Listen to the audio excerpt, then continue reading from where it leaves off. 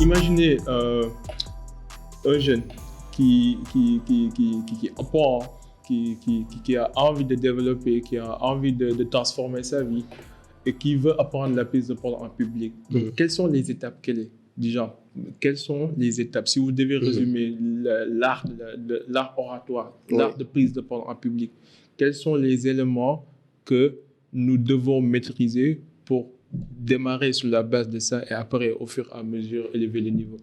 Oui, c'est important. Cette question-là, elle est très pertinente.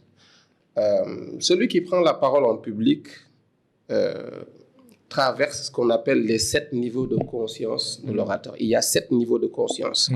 Le premier niveau, c'est ce qu'on appelle le niveau de l'obscurité. C'est-à-dire que la personne, sans ce besoin-là de prendre la parole, mais ne sait pas comment, ne sait pas comment trouver les mots, ne sait pas comment s'y prendre. À cette personne-là, je conseille de se rapprocher de mentors, de se rapprocher de gens qui ont déjà une expérience aguerrie, qui sont assez aguerris, qui ont une expérience certaine dans la prise de parole en public, et de leur poser des questions. Il m'est arrivé de poser la question à Mansour Diop, qui est ex-directeur général d'Erarfic. C'est grâce à lui d'ailleurs que je me suis inscrit au club. Et je lui ai posé la question, mais comment vous faites comment est-ce que vous arrivez... Un excellent orateur au passage. Un excellent orateur. Comment vous faites à la Mecque devant des milliers de personnes, pour prendre la personne devant des milliers de personnes et ne pas hésiter? Et lui aussi, il me dit la même chose. Il me dit, Moussa, je n'ai jamais été comme ça, en fait. J'ai carburé. Au départ, dans les années 70, quand je prenais la parole, c'était compliqué. Mais je me suis dit, c'est comme ça que je vais apprendre. Et en fait, à ces jeunes-là, je conseille de se rapprocher de mentors, de gens qu'ils suivent. Ils peuvent leur écrire, ils peuvent, avec les moyens maintenant, avec le digital, c'est facile d'envoyer un mail, d'envoyer un message à des mentors qui vont vous conseiller et vous dire, écoutez, il faut s'exercer. Ou alors, faites-moi une vidéo et envoyez-moi. Moi, c'est ce que je fais en général pour les gens que je mentore. Je leur demande de faire une vidéo où ils se présentent et puis de m'envoyer ça. Et donc, je leur fais de bons retours déjà par rapport à... Et c'est là que l'évaluation, elle est importante. Lorsqu'une personne prend la parole devant vous, faites une analyse du point de vue du verre à moitié plein et non du verre à moitié vide. Il faut être optimiste. Magnifier, exactement. Il faut encourager cette personne-là qui a osé prendre la parole et magnifier les belles choses qu'il fait déjà. La première chose, c'est déjà d'avoir le courage de prendre la parole. Il faut magnifier cela et lui dire, ça c'est la première étape. Avoir le courage de se dire, je ne veux plus jamais rester à ce niveau-là. Je ne veux plus jamais être en classe où, quand le professeur pose une question, je connais la réponse, mais je n'ose pas. Je me cache ou je souffle la réponse à quelqu'un d'autre qui va récolter les lauriers. Et il faut, vous avez le courage de vous lever et de dire, je prends la parole, même si je fais des erreurs. C'est comme quand vous apprenez une langue. Vous faites des fautes au départ, mais après, c'est comme ça. C'est justement comme ça que vous vous améliorez. La prise de parole, c'est la même. Maintenant, imaginez les professionnels, par exemple, dans les bureaux de travail. Parfois, on vient dans une réunion, on n'était pas censé participer et puis tout à coup, on nous demande de prendre la parole ou de faire une présentation. Donc, est-ce que vous avez des techniques pour mieux improviser? Oui, il y a énormément de techniques. Et est-ce que vous savez que justement l'improvisation, l'improvisation est l'une des meilleures techniques pour détecter les bons orateurs. Les bons orateurs, ouais. Il est impossible. Moi, quand je me prépare, je suis nickel, mais quand je me prépare pas, il ne faut pas me demander. Oui, mais c'est ça, en fait. On reconnaît les excellents orateurs à leur capacité à pouvoir improviser.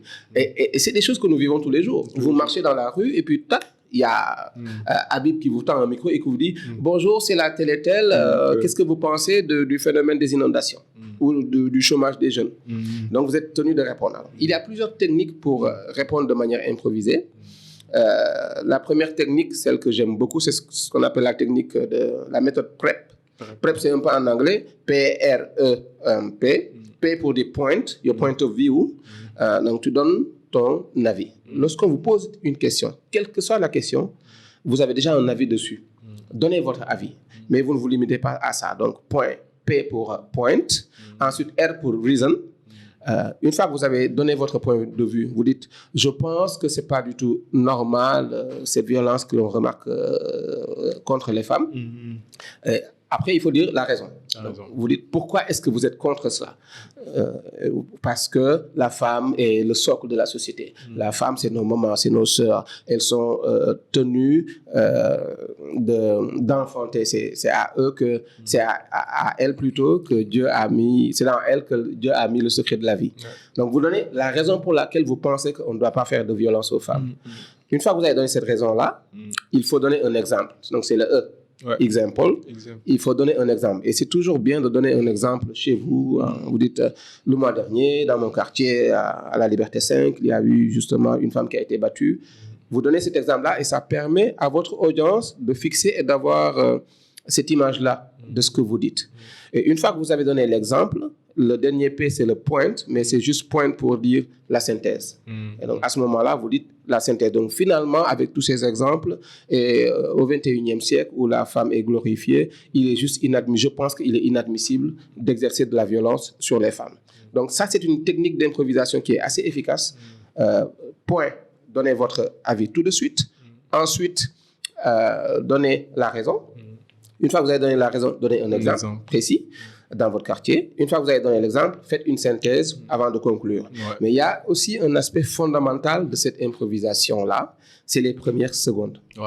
C'est lorsque Serigne Modou Sall vous pose la question, il vous faut rapidement organiser vos idées. Technique, je repose la question pour prendre le temps nécessaire pour réfléchir, à ce que je veux dire. Oui, il y a des gens qui reposent justement la question ou qui disent « Je n'ai pas bien entendu, est-ce que vous pouvez reprendre ?»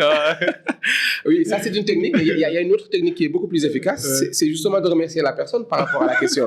Vous lui dites « Serigne Modou Sall, vraiment merci pour cette question. » Et quand vous dites « Merci pour cette question », vous êtes en train... Politiciens, quoi. C'est les politiciens, exactement. Ils sont très forts dans cela.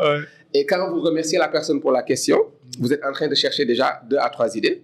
Vous ne vous arrêtez pas à dire merci. Vous marquez une pause et vous dites cette question est vraiment pertinente. Elle est vraiment intéressante. Et donc là, vous gagnez quelques secondes encore pour rassembler vos idées. Et puis là, vous vous lancez par la méthode PrEP, par exemple, en donnant votre avis. Il y a d'autres méthodes. Une méthode aussi que j'aime beaucoup, c'est la méthode chronologique. C'est passé, présent, futur. Quelle que soit la question, vous êtes capable de dire « Je vous remercie pour cette question qui est très pertinente, Monsieur Serigne Modou Sall. Il faut bien réfléchir à cette question-là parce que avant, dans les années 60, qu'est-ce qui se faisait? On avait remarqué que telle chose était faite de telle manière.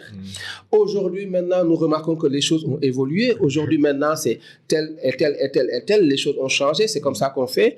Et il faudrait, à mon avis, pour le futur, que cela se passe tel.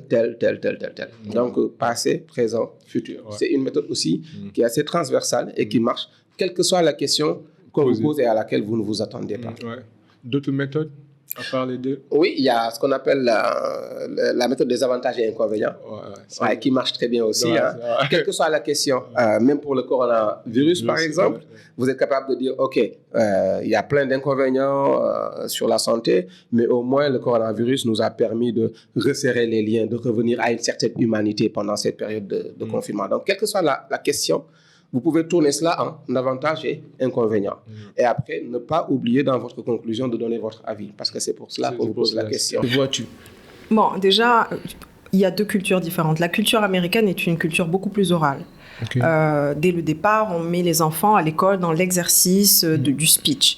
Ici, on a une écriture francophone de la littérature, donc de l'écrit. Et l'oral est parfois un peu moins important, on va dire. On fait beaucoup moins d'exposés oral. On expose moins les enfants à se mettre en scène à l'oral. Donc, c'est forcément une compétence qu'on développe moins dans les pays francophones. Donc ça, c'est déjà une différence de culture à l'école et de manière culturelle d'apprentissage et de compétences. On a de la compétence à l'écrit. Donc ici, on a une tradition plus écrite et donc c'est vrai que le speech à l'oral, la tenue, la communication non verbale, c'est pas quelque chose qui parle, c'est pas quelque chose qui est très démocratisé, c'est encore quelque chose qu'il faut travailler.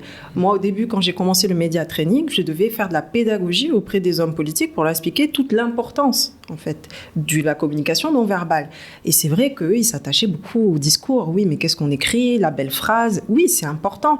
Mais si votre communication non verbale n'est pas en adéquation avec ce que vous écrivez, les gens ne vont pas croire à vos discours, bien qu'ils soient bien écrits.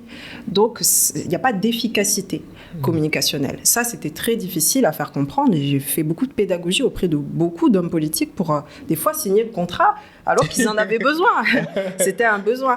Mais c'est vrai que, notamment en Afrique, on a aussi d'autres manières de faire la politique. Il y a des enjeux culturels, il y a des enjeux parfois ethniques. Voilà, on est parfois là parce qu'on représente un groupe ethnique, un village, une partie, une région, etc. Donc les enjeux de politique ne sont pas toujours des enjeux de communication ici.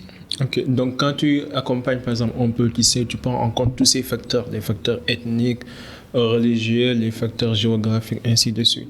Maintenant, si quelqu'un veut devenir un bon orateur ou bien veut exceller dans la communication, est-ce qu'il y a trois principes clés que tu pourrais les donner qui vont les aider à gagner de la compétence dans ce domaine? Oui. L'honnêteté. Parce que quand on ne croit pas en ce qu'on dit, ça se voit. Il faut vraiment être un artiste de la communication non verbale pour maîtriser son corps afin que les champs, on va dire, de la malhonnêteté ne passent pas.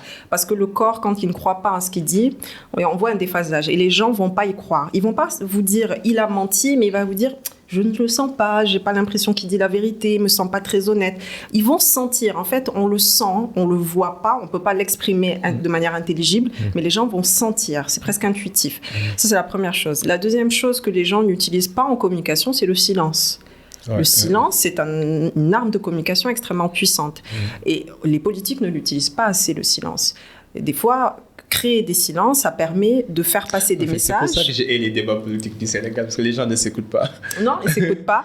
Et le silence, des fois, on induit des choses, ou on veut faire passer des choses sans les dire. Et ça, c'est très intéressant, parce que sans que vous disiez quelque chose, vous avez déjà fait passer un message. Ça, c'est très intéressant. Le silence, à mon sens, n'est suffisamment pas utilisé en communication, par exemple. Ok. Comment on peut développer ça, le silence? Comment on peut introduire des silences voulus quand on fait une communication? On a ce qu'on appelle le silence d'autorité. La première chose, quand on vous pose une question en interview, marquer un silence, c'est déjà montrer la maîtrise de votre temps. Donc, prendre le dessus sur celui qui vous interviewe, parce que vous marquez le temps dans lequel vous parlez.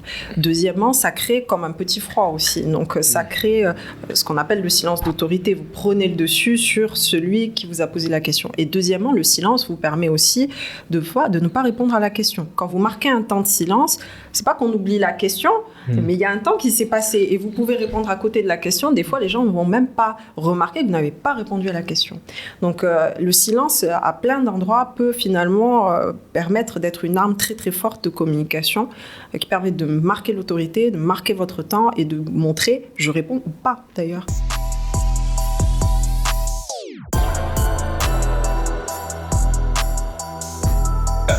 C'est son initiative et tout. Donc c'est très important, il faut être patient, mais aussi il faut se former, il faut développer sa compétence. Quelles sont les personnes qui vous ont influencé dans votre parcours? Il y en a beaucoup. J'ai des professeurs qui m'ont beaucoup apporté, mes parents évidemment. Un grand qui m'a fait beaucoup de bien, que j'ai lu sur lui, c'est Nelson Mandela. J'ai vu ça dans tes articles. J'aime beaucoup Nelson Mandela. Je trouve que c'est un très très grand. Un très très grand, un géant. Est-ce que tu l'as déjà rencontré? Non. Ok. Un peu jeune. Non, mais j'ai lu des choses sur lui. J'ai lu un portrait récent, Le sourire de Mandela, qui a été écrit par un journaliste qui l'a suivi pendant très longtemps, qui a un portrait super. Et vraiment quelqu'un d'une grande humilité. Je pense qu'on a eu un très très très très grand homme en Afrique. Non, et quand je dis qu'on peut apporter au monde, il en est la preuve. Aujourd'hui, on a des guerres en Ukraine, en Russie. Ça paraît insensé. Et voilà un homme qui a passé plus de 20 ans en prison et qui sort et qui dit faisons la paix. C'est quand même une grande leçon d'humanité et d'humilité. Ouais. Qu'est-ce que quand tu lis en fait les enseignements de Nelson Mandela, quels sont les enseignements que tu tires de sa vie, de son combat, de son parcours? Mais ce qui m'a beaucoup interpellée, c'est l'humilité de Nelson. Quand j'ai lu le portrait qui avait été fait, on on lui a demandé quel est le nom que vous donnez à votre combat. Je pense que tu as dû le lire dans un de mes articles, et il dit le respect ordinaire. Et ça m'a coupé les jambes. Je me suis dit, mais comment cet homme qui a combattu pour la liberté, contre l'apartheid, des grands slogans, des grandes choses, et lui, il dit non, le respect ordinaire. Je veux que quand une petite mamie noire veut traverser la route, on aille l'aider sans se demander si elle est noire ou si elle est blanche. C'est le respect ordinaire, le bonjour, le merci et le s'il vous plaît à tout un chacun, quelle que soit sa couleur. L'humanité n'a pas de race. Voilà. On est tous des êtres humains avant tout. Mais il se considère comme un petit monsieur, en fait, qui travaillait pour le respect ordinaire du bonjour et du merci. Pas quelqu'un qui a défendu la liberté, l'égalité ou je ne sais quoi. C'est extraordinaire comment il se voit comme quelqu'un avec tout ce qu'il a accompli quand même. Finalement. Et il avait tout le droit de se montrer. De dire je suis un combattant de la liberté, de se jeter des fleurs. On a vu ça. On a vu ça. Et non, le respect ordinaire, le bonjour et le merci. J'ai trouvé ça extraordinaire. Je me suis dit waouh, là on a quelqu'un qui a un très très très grand leader. Des livres particuliers qui t'ont marqué? Je sais que tu lis beaucoup, mais donne-moi quelques livres. Déjà, si tu dois choisir, toi, un livre à recommander aux jeunes qui nous écoutent, quel livre donnerais-tu? Ça dépend de l'âge qu'ils ont. Parce que moi, j'ai évolué. Quand j'avais 15 ans ou 16 ans, je ne lisais pas les livres que je lis aujourd'hui. Okay. Parce qu'il faut avoir certaine maturité. Des fois, c'est pénible de lire des livres philosophiques. Il y a un livre, il y a un auteur qui m'a marqué beaucoup, c'est Balzac, que j'aime bien. Le Père Goriot, Eugénie Grandet. Bon. C'est quelqu'un qui écrit sur la famille, souvent. Il écrit des livres sur la famille, notamment. Et comment ça s'écrit? Balzac? Balzac, B-A-L-Z-A-C. Okay. Et c'est de la littérature française, mais j'aime bien parce qu'en fait, il explique des petites choses qui se passent dans des familles. Voilà, une famille, un père, ses enfants. Il y a souvent un peu une tragédie et il explique le pardon, l'avarice, la jalousie, des choses comme ça dans le milieu familial. Et en fait, on voit que de la cellule familiale projette dans la société tous les vices que l'on connaît et que tout commence dans la famille. C'est vrai. Et en fait, il montre une petite famille qui pourrait être n'importe quelle famille au monde. Un père qui aime sa fille, mais voilà. Et j'aime bien ce rapport entre famille et société. Que la famille, c'est la première cellule de la société. Quand on laisse passer des vices dans la famille, ça se retrouve dans la société. C'est très intéressant. C'est très intéressant.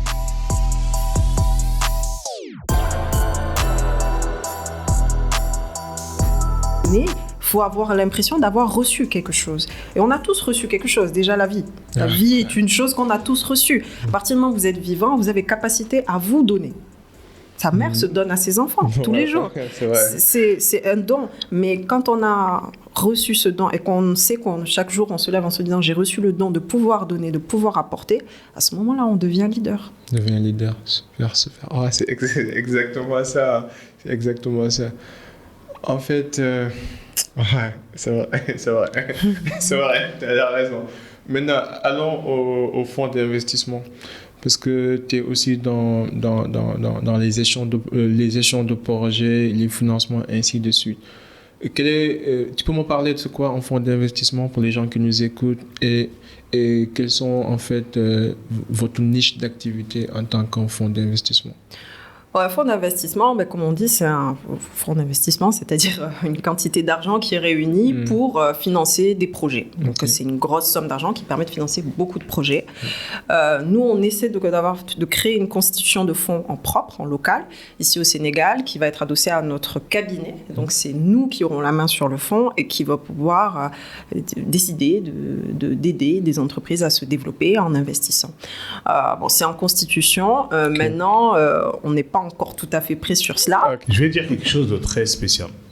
Parce que je pense qu'en fait, il faut qu'on enseigne aux gens quelles sont les priorités et quelles sont les choses les plus importantes à faire avant. D'accord ? Je vais vous donner l'exemple de la Chine, l'exemple de l'Europe, et je vais finir par l'exemple de l'Afrique. Et ça montrera un peu ce que l'Afrique doit faire. Ok. J'ai pas la prétention de dire que j'ai la science infuse, personne là. Mais je dis simplement que dans mon domaine d'expertise, j'ai eu l'opportunité d'analyser plusieurs fois les systèmes qui ont permis à ces pays-là d'être là où ils sont aujourd'hui. Ok. D'accord. En tout cas dans le domaine digital. Donc, On va prendre l'exemple, par exemple, des États-Unis. Les Américains, au début, ils ont commencé par créer quoi? Ils ont commencé par créer le cinéma. Ouais. Le cinéma, ça a été créé par qui? Ça a été créé par la CIA. Ok. Et pourquoi ils ont créé le cinéma? Pour influencer la culture et gérer leur propre histoire, quoi. C'est pour la propagande. Ils ont créé le cinéma pour faire de la propagande. Je suis d'accord. Quand ils allaient en guerre. Ensuite, ils ont utilisé le cinéma pour faire du soft power. Ouais, soft Donc, power. la propagande, c'est quand il y a la guerre. Le soft power, c'est le pouvoir soft. Donc, c'est la guerre, mais la guerre de communication. D'influence. Donc, quand le cinéma a été un acteur majeur de l'influence américaine sur le monde, fait qu'aujourd'hui, je suis habillé en pull. Je suis à l'américaine. T'es à l'américaine. Toi, t'es à l'africaine. Ah ouais, je suis à l'africaine. Oui, Ouais. mais ton africanité, je vais revenir dessus. Si, t'inquiète. Je te laisse continuer. Donc, si tu veux, ensuite, les Américains, qu'est-ce qu'ils ont fait? Ils ont créé ce qu'on appelle les GAFA. Les GAFA, Facebook, Si. Instagram, Twitter. D'accord? Donc, les GAFA, c'était quoi? Les GAFA, à la base, il y avait des opportunités qui sont de se rencontrer, de partager, de faire des choses. Mais derrière, il y avait d'autres choses. Ces choses-là qui étaient derrière, c'était quoi? Contrôle. C'était l'analyse de la base de données, la base de données et toutes ces choses-là. Mais ça, ils ne l'ont pas dit aux gens quand ils ont mis en place les Facebook, les Instagram, les Twitter. Donc les gens ne savaient pas. Les gens, ils ont pris Facebook, ils ont pris Instagram, ils ont pris Twitter, mais ils ne savaient pas que leurs données étaient analysées, vendues et utilisées Contre eux-mêmes. contre eux, même, peut-être même pour eux. Il n'y a pas de problème. D'accord? Donc, quand ils ont mis en place ça, qui sont les premiers à avoir téléchargé Facebook, Instagram, Twitter? Les Américains. Ensuite, les Européens. Les Chinois, ils n'ont jamais téléchargé Facebook. Ils ont créé leur propre version même. C'est mon frère. Donc, qu'est-ce qu'ils ont fait? Les Européens ont téléchargé tous Facebook, Instagram. Et donc, les Américains, quand ils avaient les données des Européens, ils les ont analysées et qu'est-ce qu'ils ont fait? Ils les ont utilisées pour proposer aux Européens ce qu'ils aimaient et ce qu'ils avaient envie. Les Européens consommaient comme ça, ils ont créé Amazon en Europe. Les Européens mangeaient comme ça, ils ont créé Uber Eats en Europe. Les Européens se déplacent comme ça, ils ont créé Uber en Europe. D'accord? Donc quand ils ont créé Uber, ils ont tué les taxis. Quand ils ont créé Uber Eats, ils ont tué les restos. Quand ils ont créé Amazon, ils ont tué le petit commerce.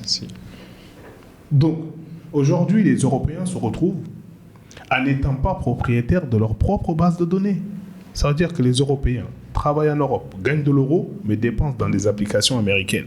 D'accord, ouais, c'est la réalité. Hein. C'est ça la réalité. Donc, ils gagnent de l'argent en Europe et le dépensent aux États-Unis, tout en étant en France, tout en étant en Europe. Les Chinois, ils ont dit, nous, on ne va jamais adhérer à ça. Ils ont créé leur propre solution et ils sont devenus riches. Ils sont devenus riches. C'est vrai. Tout à fait vrai. Ils sont devenus riches pourquoi? Parce qu'ils ont créé le besoin chinois pour les Chinois. Et donc, tous les Chinois ont adhéré à ça en communauté. Ils sont devenus riches, la majorité. Si je me fais l'avocat du diable, je pourrais dire qu'on les a forcés. C'est le communisme. Eh ben, je vais te dire quelque chose. Je fais l'avocat du diable. Non. Je vais te dire quelque chose peut-être qui va... En fait, je m'en fous, moi, de qui a le pouvoir. Mais on est d'accord que c'est un système communautariste, dictature, autoritaire, contrôlé tout par le gouvernement. Alors la dictature, qu'est-ce que c'est que la dictature? Qu'est-ce que c'est que la communauté? Qu'est-ce que c'est que le communautarisme? Communisme, ouais. Le communisme. Tu sais qu'en France, le communautarisme, c'est considéré comme mal. Ah bon? Oui. Pourquoi? Parce que la France ne vaut pas de communautarisme. Aux États-Unis, le communautarisme, c'est une force. Oui, c'est une force. Bon, en France, non.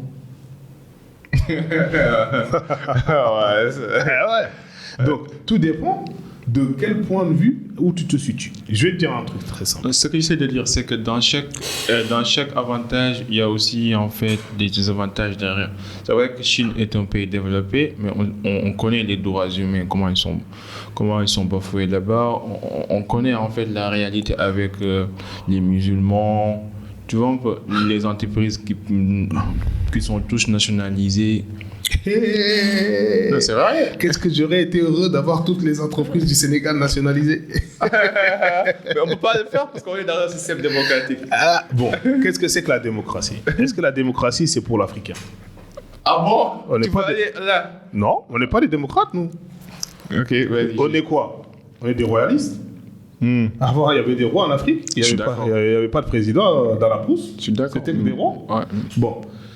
Mais moi, je ne suis pas politique. Donc, je m'en fous de savoir qui est roi, président. Okay. J'en ai rien à cirer. Fair point. Ce que je vois, c'est qu'est-ce que la communauté a là.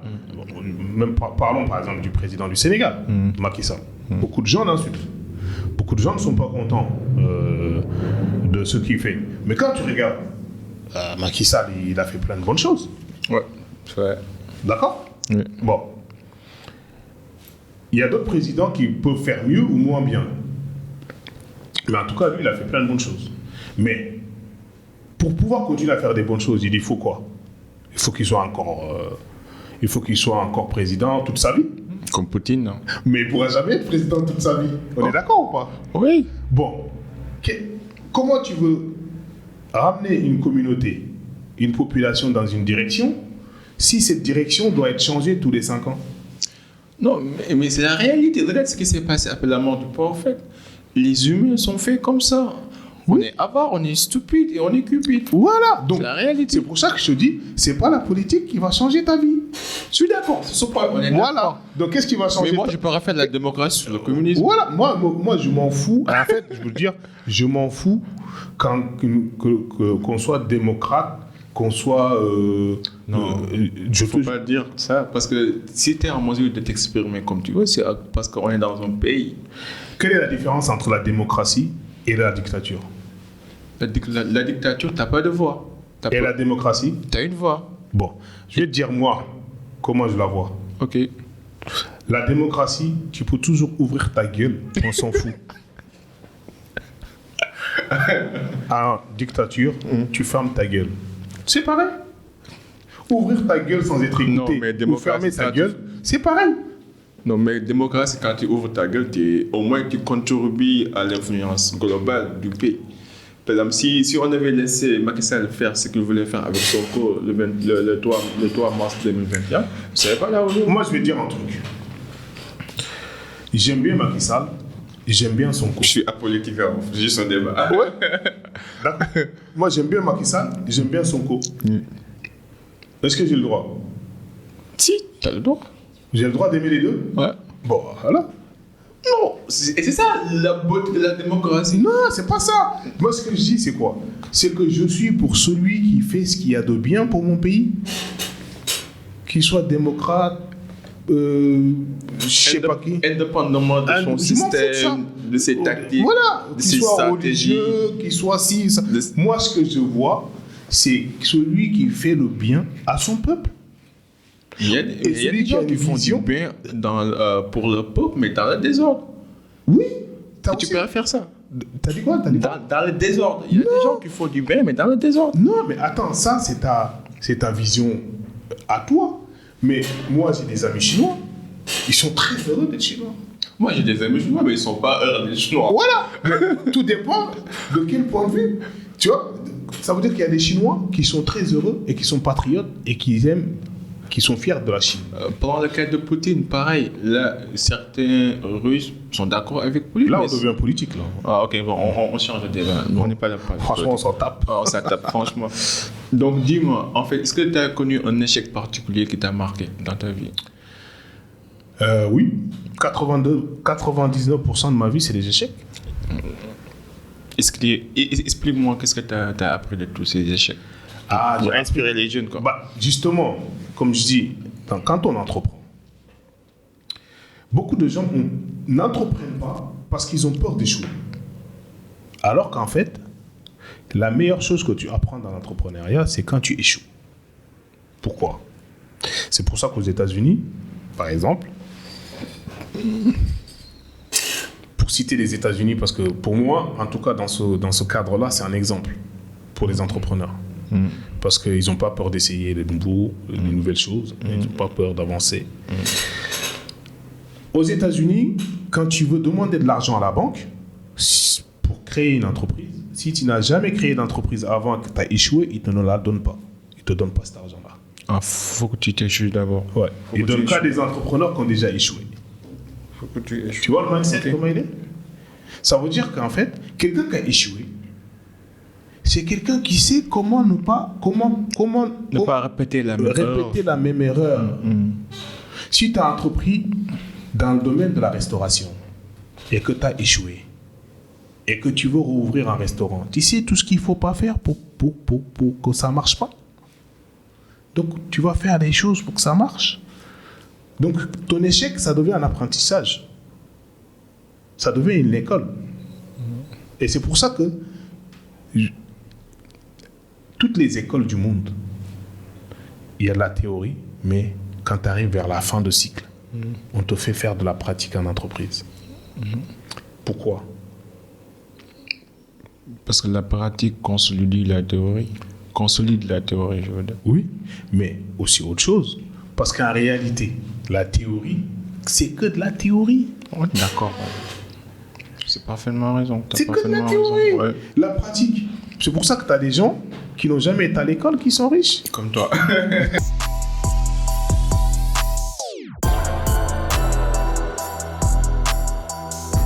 Lui, il disait que la culture, c'est le moteur du développement. Mais, dans son gouvernement, il croyait tellement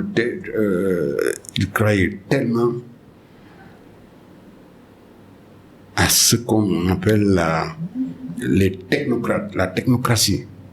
Pour lui, en fait, son influence était beaucoup plus technocratique que culturelle. Alors, quand Abdoulaye Wade est venu, lui, il a dit que la culture, c'est tout le développement. Et jusqu'à présent, on n'a pas compris. Est-ce que la culture, c'est ça? C'est quoi la culture pour vous? C'est ce qui est l'humain. Pas ce qui fait, ce qui est l'humain. L'essence même. Tout à fait. L'essence. Le substrat. Moi, je traduis la culture comme ça. C'est plus important. Et comment faire pour influencer la culture? Influencer les autres, c'est tout simplement leur parler, définir la culture et le sens essentiel de la culture. Dans tous les domaines où vous allez, si vous n'avez pas la culture de ce domaine-là, vous ne pourrez jamais évoluer dans ce domaine. C'est tout un apprentissage. Et je ne comprends pas pourquoi les gens refusent ou font exprès en essayant de limiter la culture au folklore. Quelquefois, la vie prend de drôles de tournants, car elle vogue souvent au gré des spirales, négatives, positives, et donnant quelquefois au principal intéressé la fatale impression d'être une simple marionnette à la merci du fameux cours des événements, d'une trame dont seul le bon Dieu connaît les tenants, mais aussi les aboutissants, surtout quand il s'agit de la vie humaine. Qu'est-ce qui t'est arrivé? Et le message derrière, c'est qu'entre 2 ans jusqu'à 10 ans, notre enfance détermine la personne que nous allons devenir. Et souvent, on voit en fait comment notre enfance nous impacte dans la vie adulte, oui, que ce soit les expériences qu'on a connues, les traumas, les problèmes, le divorce de nos parents, ainsi de suite. C'est des petites choses, Mais en réalité, quand tu grandis, ça t'empêche d'avoir des relations saines, ça t'empêche d'avoir une vie gratifiante et signifiante, et ainsi de suite. Oui. Est-ce qu'il y en a d'autres à part Balzac, d'autres livres? Spinoza, bon, c'est un philosophe. Lui aussi m'a beaucoup marqué. Toi, t'es spirituel, toi, t'es philosophique, quoi. Non, ça m'a beaucoup marqué, mais c'est des lectures récentes, donc forcément. Mais après, j'ai lu plein de choses. Toute la littérature nourrit à différentes étapes de la vie.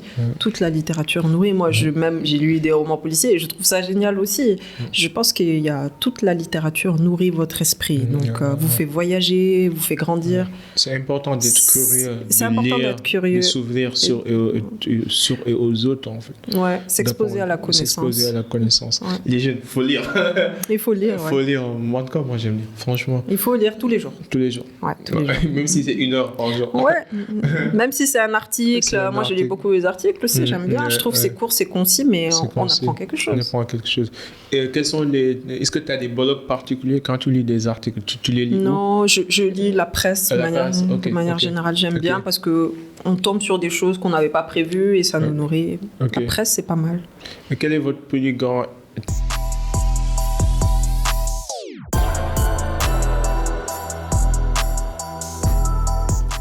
Le choix de l'amour. Ouais. Ça veut dire quoi, le choix de l'amour? Le choix de l'amour du prochain. Je trouve que c'est la loi universelle qui libère le plus. On doit aimer tout le monde. On doit aimer son prochain. Et ça permet de faire en sorte que... Moi, j'ai pas de problème, par exemple, entre les riches et les pauvres, mais ta richesse ne doit pas se faire au détriment de la vie de quelqu'un d'autre. Et si tu as l'amour de ton prochain, tu as l'amour au moins de sa vie. C'est-à-dire que tu peux pas supprimer sa vie pour vivre mieux, alors que tu peux vivre déjà bien sans supprimer la vie de quelqu'un. L'amour du prochain. Et l'amour du prochain, le prochain, c'est pas celui qu'on connaît, avec qui on est proche culturellement. C'est celui qui habite à l'autre bout du monde et qu'on va jamais rencontrer. Et qui est très différent de nous et qui vit pas les mêmes réalités. Voilà, c'est ça l'amour du prochain. L'amour du prochain, c'est la loi universelle. Si on a la considération de l'amour du prochain, de la vie du prochain, alors on va s'auto-freiner dans une certaine expansion parce qu'on ne peut pas s'étendre au point d'annuler la vie de quelqu'un d'autre. Au prétexte qu'on ne le connaît pas. C'est comme ce que tu disais tout à l'heure, c'est le respect ordinaire envers les femmes. Oui. Donc, si tu dois donner des conseils aux femmes qui nous écoutent, des conseils précis, des conseils qui peuvent changer leur vie, étant une femme expérimentée, étant une femme mère qui a connu plusieurs vies, plusieurs parcours, quels conseils donnerais-tu à ces femmes qui nous écoutent? Qu'elles sont importantes. Souvent, les femmes ont tendance à se considérer pas importantes parce que on a les modèles aujourd'hui de femmes leaders qui sont Wonder Woman, chefs d'entreprise, etc. Toutes les femmes n'ont pas ce parcours-là et n'ont pas à l'avoir. Une mère au foyer est une Wonder Woman. Hein. Être moi, par exemple, le job de maman, c'est mon job le plus compliqué. Je trouve que vraiment, je suis leader, chef d'entreprise, manager de dizaines de personnes, mais quand je dois être maman, c'est peut-être mon métier le plus compliqué. C'est un vrai job au quotidien qui est extrêmement exigeant parce qu'il est répétitif et vous avez l'exemplarité et vous avez la responsabilité d'une personne qui demain va être autonome et va être dans la société et va être quelqu'un soit de positif ou de négatif pour cette société. Et c'est votre responsabilité d'en faire un bon citoyen. Donc vous avez l'immense responsabilité des leaders de demain. L'enfant que vous avez, c'est peut-être le futur président de la République. Vous ne le savez pas. On ne le sait pas quand il a 3 ans. Hein. Donc, les mamans ont une responsabilité qui est immense. C'est qu'elles créent la société de demain ou le futur chef de l'État ou le futur grand inventeur. On ne sait pas qui va être cet enfant. Donc, c'est une très, très grande responsabilité. Vous êtes très importante. Peu importe que vous soyez maman au foyer. On s'en fiche que la société ne considère pas ça comme vraiment un statut important. C'est peut-être le job le plus important de la société, la mère. Donc, considérez-vous comme des gens importants. C'est très important. Moi, j'ai été un peu élevée par ma grand-mère et ma grand-mère, c'était une femme de ménage. Elle n'a jamais considéré qu'elle était une personne importante. Mais moi, ma grand-mère, c'est elle qui m'a donné les compétences de la vie les plus importantes parce que c'était quelqu'un qui était très rigoureuse. Et j'avais une admiration pour ma grand-mère et cette rigueur. Elle se levait à la même heure, elle était impeccable, elle gérait sa maison. Je me suis dit, comment cette personne peut chaque jour renouveler autant de rigueur? Et elle m'a transmis ça. Et aujourd'hui, peut-être que j'excelle dans mon travail parce que j'ai cette rigueur-là de ma grand-mère. Et ma grand-mère a toujours eu l'impression qu'elle était quelqu'un de pas important, qui n'a rien fait d'extraordinaire dans sa vie. Mais moi, elle m'a inculqué ce qui est peut-être la base, la compétence la plus forte que j'ai, c'est la rigueur. Donc, c'est jamais anodin, hein, la personne qu'on est et l'éducation qu'on donne aux enfants. Ce n'est jamais anodin. Personne n'est anodin. Chacun a sa compétence et chacun a sa place et chacun va donner quelque chose à la génération à suivre. Et les mères sont porteuses de cette expérience et de cette transmission. C'est elles qui transmettent le premier à l'enfant la vie et ce qui va donner de cette vie-là. La vérité, si tu me dis qu'est-ce que j'aimerais laisser dans ce monde, ce que j'aimerais laisser dans ce monde, c'est pas forcément quelque chose de physique, c'est pas quelque chose de matériel. Ce que j'aimerais, c'est que les gens, en tout cas, qu'il y ait la compréhension, que je laisse quelque chose qui permette aux gens de comprendre qu'en fait, la chose la plus importante sur la Terre, c'est pas les choses, mais c'est eux.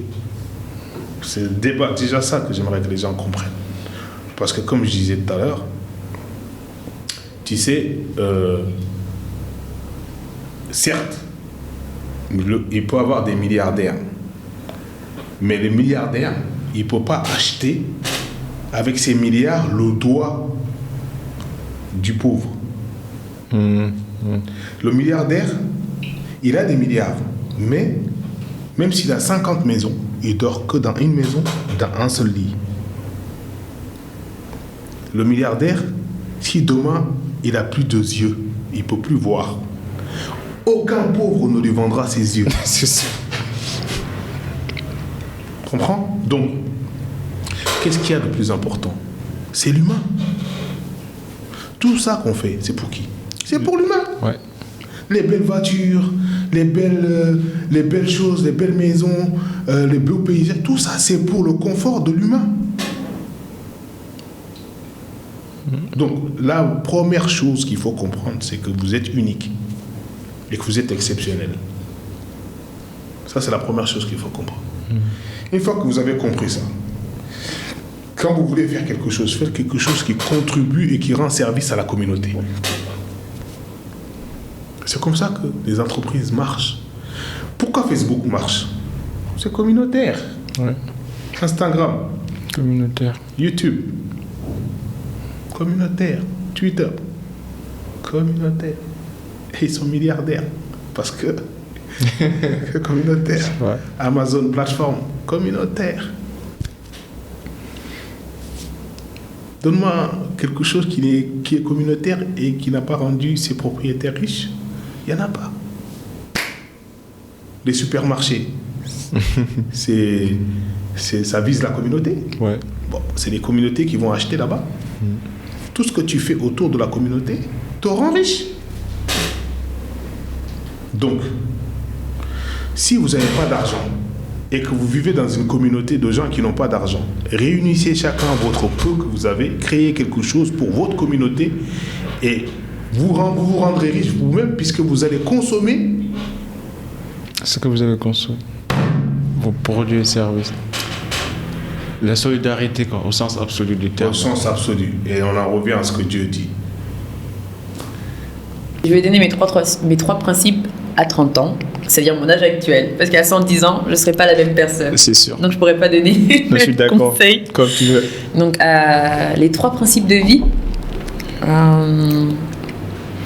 Pas juste de vie, hein. Peu importe, des vérités universelles, peu importe. 3 principes que tu dis, je suis sûr que si quelqu'un applique ces 3 principes, il va réussir dans la vie. Ou bien il aura moins de souffrance dans la vie. Alors déjà, je vais donner mon indo. J'aime trop ça. C'est ma phrase clé. C'est quoi? Behind the clouds, stay the sun. Derrière les nuages, il y a toujours le soleil. Ça, je l'ai vu. Je l'ai surtout vu quand j'ai voyagé. Quand tu prends l'avion et qu'au début, il fait nuageux. Et en fait, d'un coup, tu passes entre les nuages. Je ne sais pas si tu as déjà vu ça. Et en fait, le ciel est bleu. J'ai déjà vu ça. Et à ce moment-là, ça a fait bam dans ma tête. Et je me suis dit, mais derrière en vrai, les nuages. moi, je vois les nuages là. Ouais. Au-dessus, c'est un calme. autre monde, ouais. C'est calme, c'est beau. C'est pour Et donc, ça qu'on dit qu'il ne faut pas juger un livre par sa couverture. C'est ça. Et là, il ne fait pas le moine. C'est ça. Donc, à chaque fois qu'on pense que c'est pire, déjà, sache qu'il y aura toujours pire. Malheureusement, c'est ça. Ouais. Mais surtout, il y aura toujours mieux après. En fait, comme tu l'as dit tout à l'heure, tout est une question de perspective. Au début, tu vois quelque chose de super, tu te dis, je vais jamais y arriver. Oh non, mais là, c'est la pire situation de ma vie. Mais juste attends un peu. Dieu fait toujours bien les choses. Tu vas avoir le soleil qui va arriver derrière toi. C'est le même principe. Deuxième principe, crois en toi. Écoute-toi.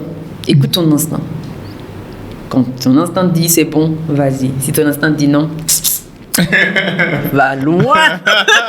Écoute-toi, c'est très important. Il faut s'écouter. Écoute ton instinct. Vraiment. Troisième principe, entoure-toi des bonnes personnes. Parce que sache que dans un groupe, si tu es autour de 5 imbéciles, t'es le 6e. Donc si tu es entouré de 5 personnes entrepreneurs super bien, c'est que tu es la 6e personne. Entoure-toi toujours. En fait, fais en sorte de t'entourer de bonnes personnes. C'est comme la citation, quoi. Si tu passes ta journée positivement et que tu croises un connard, ce mec est un connard. Et si toutes les personnes que tu croises sont des connards, alors mon gars, c'est toi le connard. C'est le même principe.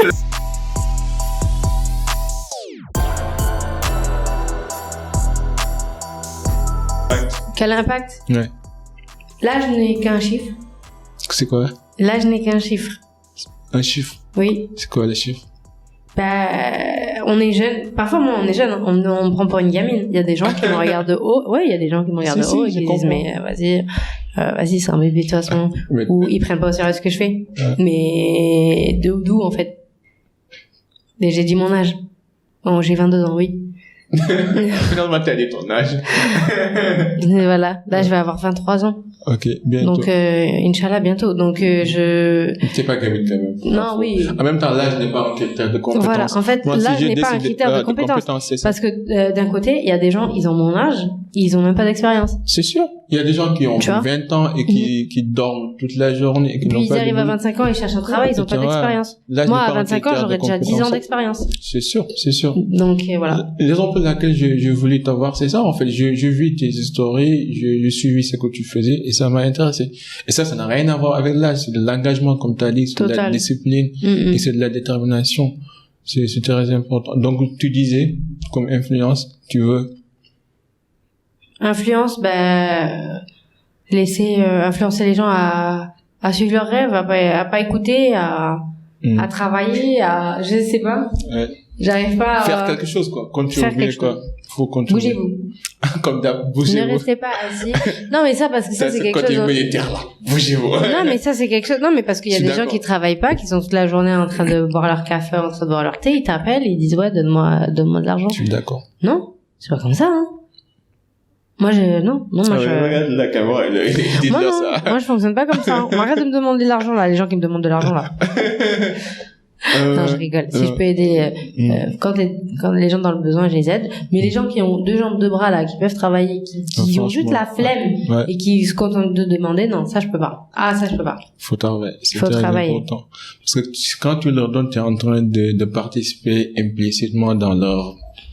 Tu vois, même si demain j'ai plus rien, quoi. Mais même si demain j'ai plus rien, même si demain je perds tout, que j'ai plus de projet et qu'il y a rien qui marche, je te promets, je vais me débrouiller, je vais prendre un scooter, je vais aller faire des livraisons.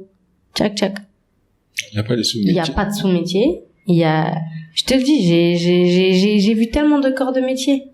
T'as fait quoi? J'ai fait de la vaisselle, j'ai fait le ménage. J'étais femme de ménage. Wow, pendant un été.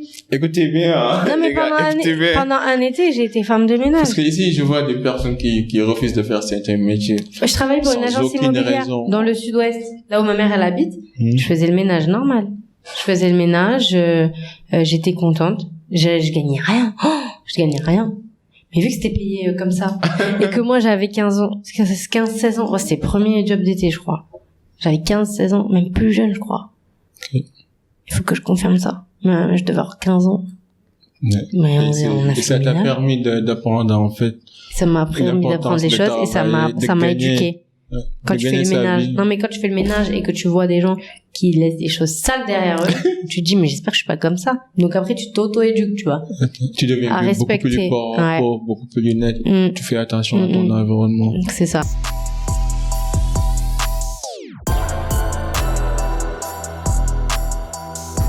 Non, mais en fait, moi, j'aime bien parler aux gens sans tourner autour du pot. Okay. Parce qu'en fait, si tu veux, quand tu veux aider quelqu'un, il faut lui dire des vérités qui lui font mal. Tu sais, ma mère, elle me dit souvent, elle me dit, mon fils, prends le conseil qui te fait pleurer, pas celui qui te fait rire. Ok. Tu comprends? Ça veut dire que je préfère avoir un ami qui me dit des vérités qui me font mal, plutôt qu'un ami qui me dit que ce que je veux entendre. Parce que ce que je veux entendre, parfois j'ai tort. Et parfois ça va me ramener dans le mur. Mais lui, il est là et il veut toujours me dire que ce qui me plaît parce qu'il y a un intérêt financier d'être autour de moi. Alors que l'autre, il va me dire ce qui me plaît pas. Mais bon, tout ça pour te dire quoi? Tout ça pour te dire qu'en fait, Dieu dit, même dans la religion, restez en communauté. Ok? Bon. Beaucoup de gens pensent que c'est l'État qui va gérer leurs problèmes. Beaucoup. Au Sénégal. Mais l'État est une partie prenante. Moi, je dis simplement. Je suis apolitique. Je suis d'accord. Pareil pour moi. Moi, la politique, franchement, je m'en fous. Ouais. Je m'en fous de la politique. J'en ai rien à cirer. J'ai grandi dans le quartier. La politique, ça m'a jamais aidé. D'accord? Les hommes politiques ne m'ont jamais aidé. Ils ont toujours fait des promesses. Mais les promesses, moi, j'en ai rien à foutre. Moi, ce que je veux, c'est du concret. Et le concret, aucun homme politique n'est venu me le faire. J'ai été le chercher moi-même, avec mes dents. D'accord? Parfois, à la limite de la légalité. Mais bon, il faut y aller. Il faut aller chercher. Maintenant, ce que je veux dire, c'est quoi? L'État n'a jamais changé la vie de quelqu'un. Depuis la nuit des temps. L'État, au contraire, depuis Rome, qu'est-ce qu'ils ont fait les jeux? Pourquoi les jeux commencent? Pourquoi les jeux? Les jeux, c'est quoi? C'est que l'État utilise les jeux pour distraire la communauté. Pour créer des histoires. Pendant qu'il distrait la communauté, il cherche des solutions aux problèmes de la communauté. D'accord? Bon. Mais chercher des solutions aux problèmes de la communauté, c'est pareil. Tu vois, Dieu, il a rédigé le Coran, mais Dieu, ou la Bible, ou l'Évangile, ou la Torah, mais est-ce que c'est Dieu qui l'applique? Est-ce que Dieu, il est chrétien? Non. Bon. Est-ce que Dieu, il est bouddhiste? Est-ce que Dieu, il est juif? Est-ce que Dieu, il est musulman? Non. Dieu, il n'est pas musulman. Ouais. Dieu, il est universel. D'accord. D'accord? Et Dieu, il a décrété que vous devez être musulman. Mais lui, il n'est pas musulman. Mais il a dit, vous devez être musulman. Vous devez... mais c'est pas lui qui est musulman. Nous, on est musulmans parce qu'on le suit. Ouais. D'accord? Bon. Et c'est ça la base du monothéisme. C'est la base du monothéisme. Donc Dieu, qu'est-ce qu'il dit? C'est-à-dire, en fait, Dieu, il dit quoi dans le Coran ou dans l'Évangile? Il dit quoi? Il dit la communauté. Parce qu'une communauté, même si elle a le savoir, si elle ne l'utilise pas dans le bien-être de la communauté, c'est comme un âne qui porte un livre. Raison pour laquelle on a un problème de leadership. C'est ça que j'essaie de te dire. Oui. Donc comment changer ça? C'est très simple. C'est vraiment très... Tu sais, en fait... Non, mais c'est très simple. Alors que ça fait 60 ans qu'on essaye, on échoue. Oui, parce que ça fait 60 ans, peut-être qu'on réfléchit pas. Tu suis sûr que je te dis. Donc c'est pas simple. Non, c'est très simple. Parce que, en fait, faut pas chercher à mettre de la philosophie ou chercher à mettre une science là où c'est terre à terre. Tu comprends? Comment c'est terre à terre? Ouais. C'est terre à terre. Je te jure. Ok.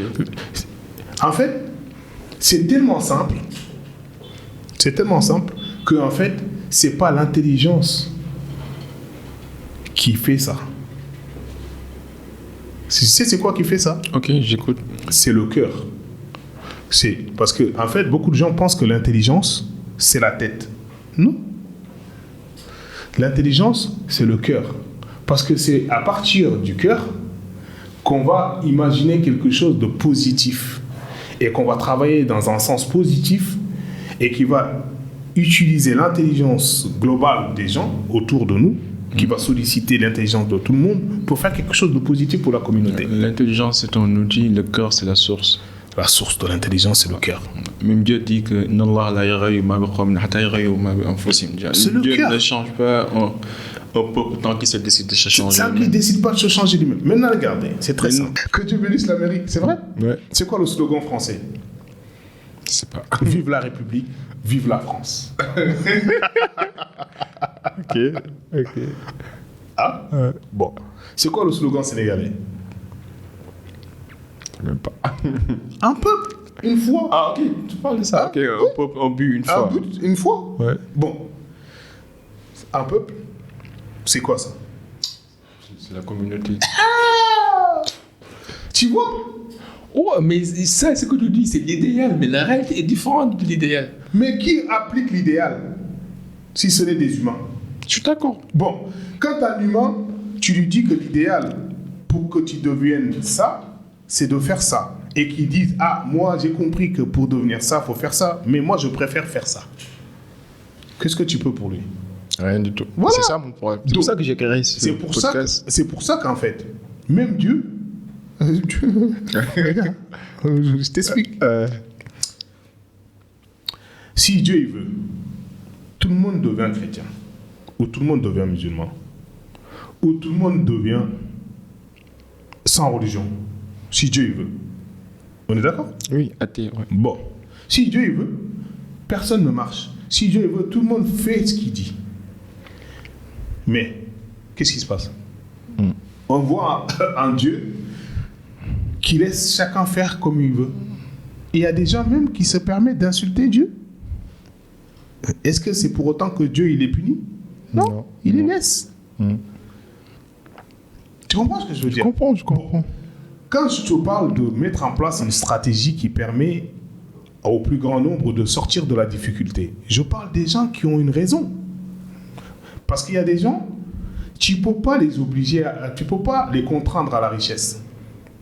Même dans le croix, certaines personnes se comportent comme des bestiaux. Donc. Voilà, tu ne peux pas les contraindre à la richesse. Par contre,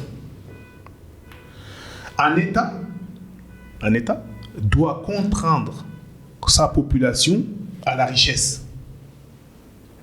Un État doit contraindre sa population pour qu'elle devienne riche. L'État doit obliger. Ça va faire moins de problèmes. C'est vrai, si tout le monde devient riche, personne ne va se soucier de l'État. L'État doit obliger son peuple à devenir riche. D'accord? Je suis d'accord. On doit créer des valeurs. D'accord. On est d'accord avec ça? On est d'accord avec ça. Mais l'État, en dehors de créer des lois pour nous contraindre à la richesse, qu'est-ce qu'elle peut faire? Parce qu'aujourd'hui au Sénégal, tu veux créer une entreprise, tu le fais en une journée. Oui. Bon, l'État nous a contraints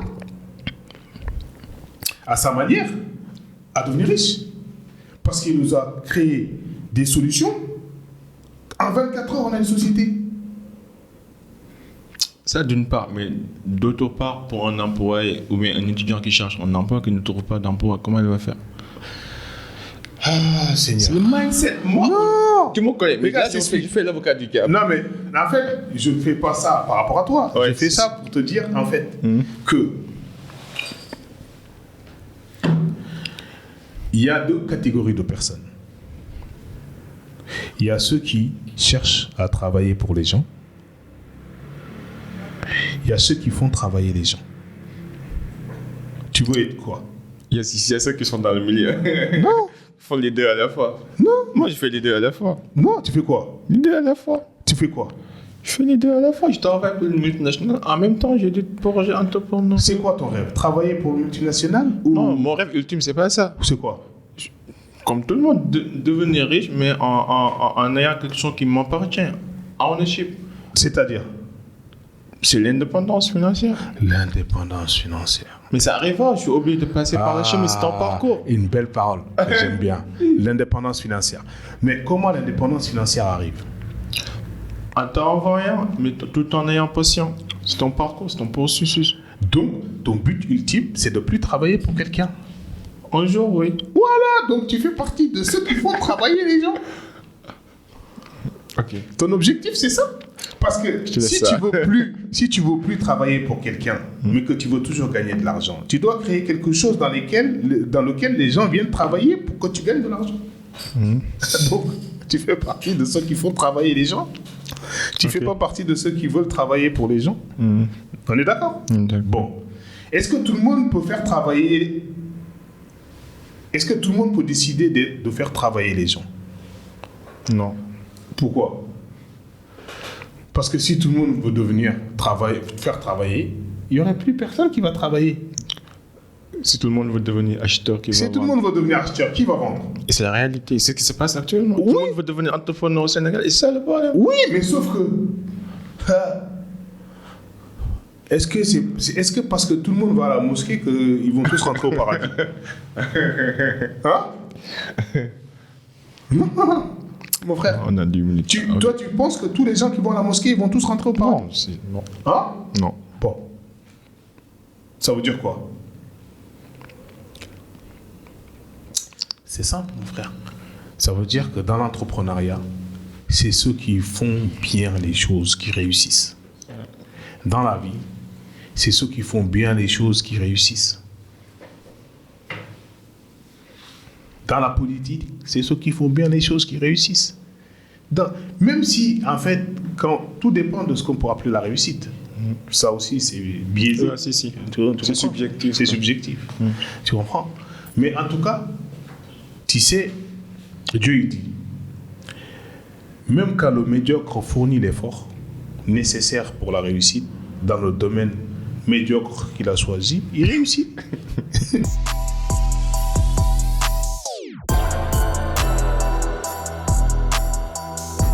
Différents pas. Ouais.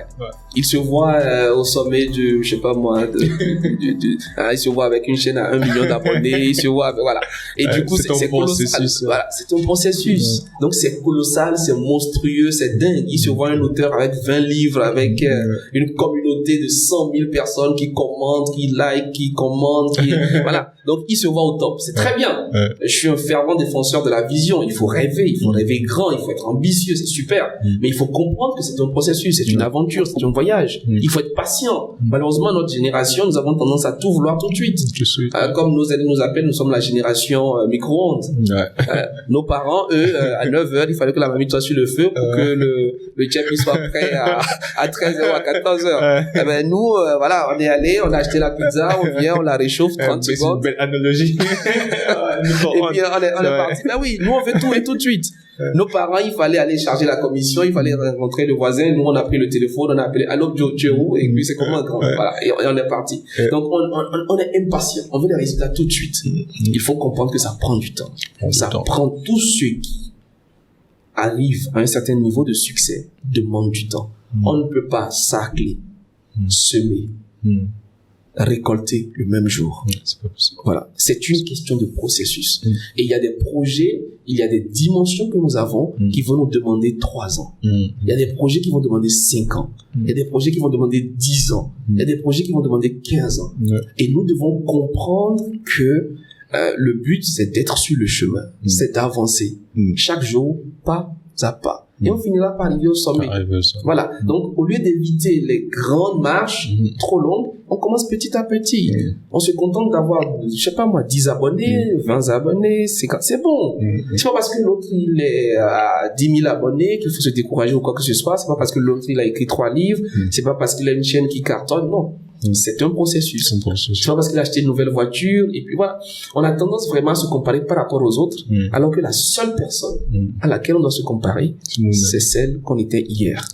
Est-ce que je progresse? Est-ce que j'avance? Est-ce que je m'améliore? Est-ce que je grandis? C'est le plus important. Voilà. Parce que généralement, on regarde à côté et puis on est découragé. On regarde très loin et puis on est découragé.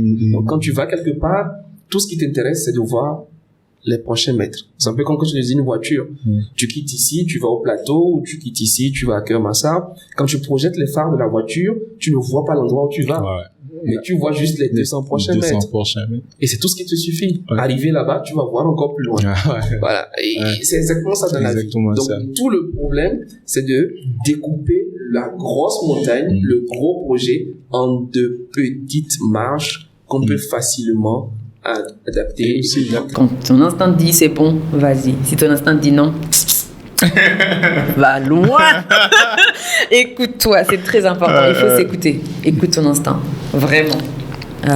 Troisième principe, entoure-toi des bonnes personnes. Parce que sache que dans un groupe, pas trop d'annonces, juste laisser à nos téléspectateurs quelques conseils. C'est important. Surtout pour les plus jeunes. Donc, je vais leur dire tout simplement de rechercher le savoir plutôt que l'argent. Parce que quand vous courez derrière l'argent, c'est clair que l'argent, ça va finir tôt ou tard. C'est sûr. Et vous allez retourner chercher le savoir. Alors, si vous commencez par le savoir, l'argent va venir de façon très naturelle. L'autre conseil que je vais laisser à la jeune génération, c'est de pouvoir comprendre que vivre, c'est de bien s'entourer. Ta personnalité, ma personnalité, c'est la moyenne des 5 personnes que je côtoie le plus.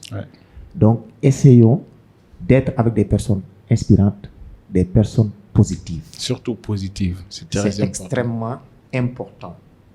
Et en fin de compte, dans l'idéal, travailler en étant heureux. C'est important. Et travailler aussi, parfois dur.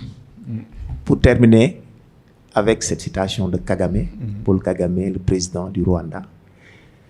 Travailler dur jusqu'à ce que ça fasse mal, parce que la pauvreté fait encore plus mal. La raison pour laquelle on est tous les deux ici à minuit en train de faire un podcast. Salut les gars, merci, c'était gentil, à la prochaine. En attendant, restez unis. J'ai connu au début pas mal de gens comme Robert Kiyosaki, des gens comme Jeff Bezos, des gens comme Jack Ma, Elon Musk, qui m'ont beaucoup motivé en tout cas. Et j'ai vu que ces gens sont passés par un certain nombre de stades, de niveaux, et qu'ils ont eu à échouer sur pas mal de choses. En fait. Maintenant, comment ils ont fait pour réussir malgré ces échecs-là? C'est parce que ces gens ont compris en effet que l'échec est formateur. C'est sûr. L'échec nous permet de refaire les choses d'une manière plus intelligente une prochaine fois. Voilà. Donc, si nous parvenons à avoir ce déclic aussi sur l'échec et de le voir et pour le définir autrement et d'arriver à le définir autrement, nous pourrons bénéficier de ces bienfaits. Parce que l'échec a beaucoup de bienfaits. Beaucoup d'entrepreneurs à succès ont d'abord été des entrepreneurs qui ont eu et connu beaucoup de chutes dans leur vie avant d'arriver à réussir véritablement. Voilà. Et j'ai imité ces gens-là dans leur manière de faire, dans leur comportement. Je continue d'ailleurs de le faire parce que c'est un processus, c'est jamais fini. On ne finit jamais d'apprendre. Et petit à petit, j'ai aussi côtoyé des gens au Sénégal. Voilà, des mentors, par exemple, comme Souleymane Seck, des gens que je suis comme Mr. Mo Mindset, qui sont aussi des coachs très très bien dans les différents secteurs. Et j'avoue quand même que ce que je voyais en Jeff Bezos, ce que je voyais en Robert Kiyosaki et tout, ces gens parvenaient à éveiller ça en moi. Donc, je le suivais. Je suivais leur pas, comme je te l'ai dit tout à l'heure. Parce que je voulais véritablement aller vers ces endroits dans lesquels ils ont été.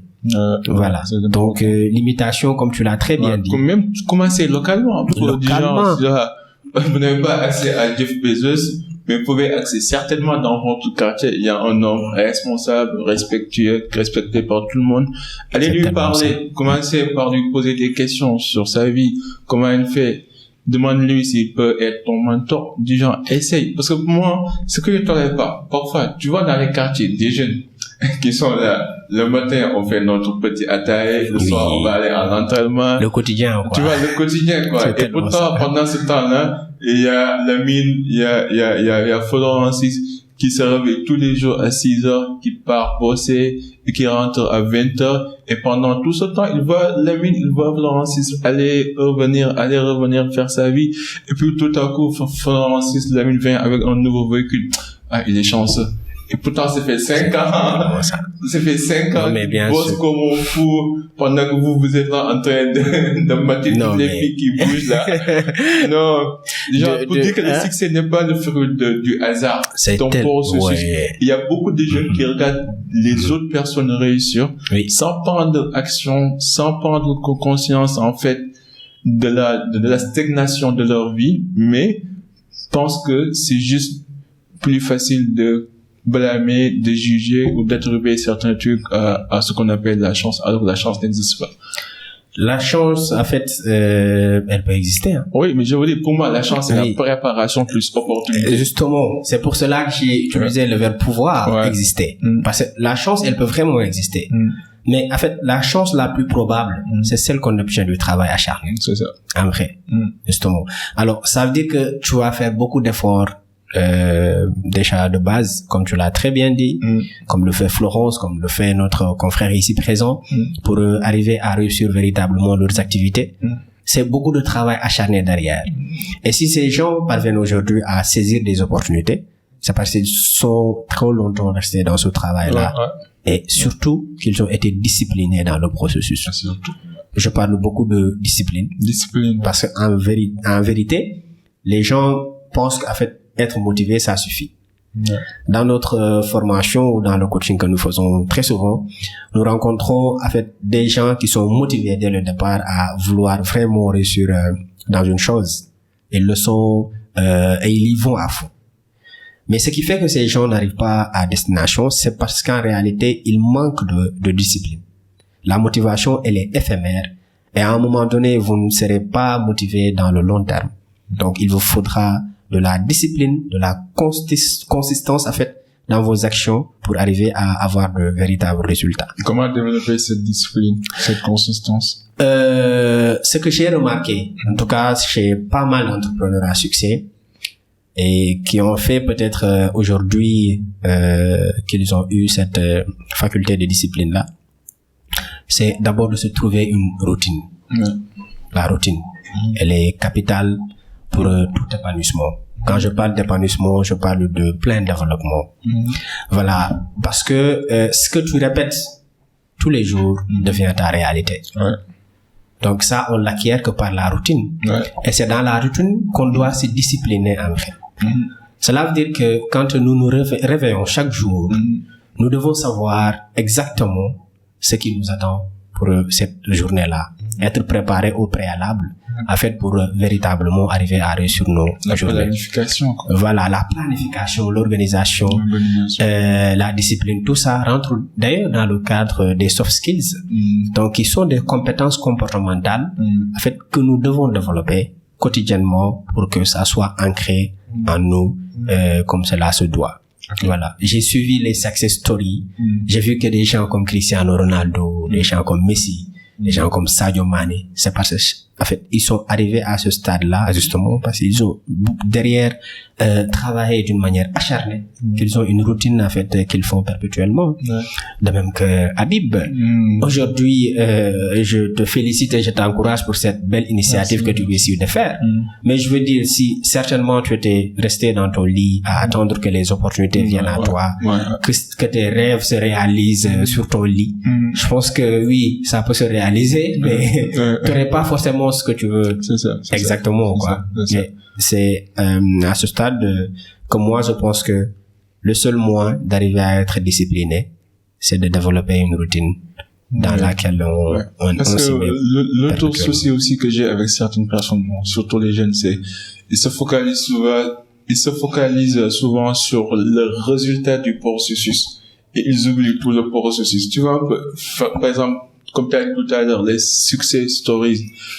Cristiano Ronaldo, il est devenu ce qu'il est devenu, tout le monde le connaît, mais là, tout le monde se focalise sur sa réussite actuelle. Mais ils oublient les 10 ans, 15 ans, 20 ans de formation, les galères, les échecs qu'il a accumulés avant d'arriver à ce résultat. Et même parfois, dans les cas que tu vois, une personne qui crée son entreprise, qui galère pendant 20 ans, et là, l'entreprise marche, le chiffre d'affaires augmente, il se paye un nouveau véhicule, il vient, et tout le monde commence à parler de lui, alors que ça fait 20 ans qu'il construit sa vie, quoi. Et que là, il est en train de récolter les fruits de son labeur. Il a le droit de vivre sa vie parce qu'il l'a mérité. Donc, c'est très important de se focaliser sur le processus. Déjà, les deux. Si par exemple, moi, j'invite Lamine, ou j'invite Moussa, ou j'invite les gens que j'invite ici pour décortiquer leur succès, c'est pour permettre à chaque jeune de voir le côté positif, qui est le résultat, mais aussi le côté expérimentation, le côté en fait expérience qui est le processus pour leur montrer que c'était dur, c'était long, c'était pénible, il y avait beaucoup d'échecs, mais on est tous des êtres humains. Si quelqu'un l'a fait, toi aussi tu peux le faire. Mais il faut savoir rester dans le chemin comme tu as dit, il faut savoir rester discipliné. Oui, très discipliné. Tu as parlé du processus, justement, c'est important, c'est capital. Je dis tout le temps aux gens, restez focus, en tout cas dans votre processus. Voilà, et croyez au processus en fait. Tu l'as dit, le résultat importe peu. Ça importe très très peu. Parce que si Steve Jobs s'était focalisé sur le résultat, il aurait abandonné quand on l'a viré d'Apple. Voilà. Si Jack Ma était focalisé sur le résultat, il n'aurait pas créé Alibaba, ni Elon Musk. Il n'aurait pas certainement pensé à mettre Tesla en place. Je veux dire, à un moment donné, tous ces gens, c'est parce qu'ils ont cru au processus qu'ils avaient développé. Ils sont arrivés à ce stade-là. Ils se sont dit que, qu'importe que cela réussisse ou pas, ce que moi je sais en vrai, c'est que s'ils abandonnent pas, je vais arriver à un résultat.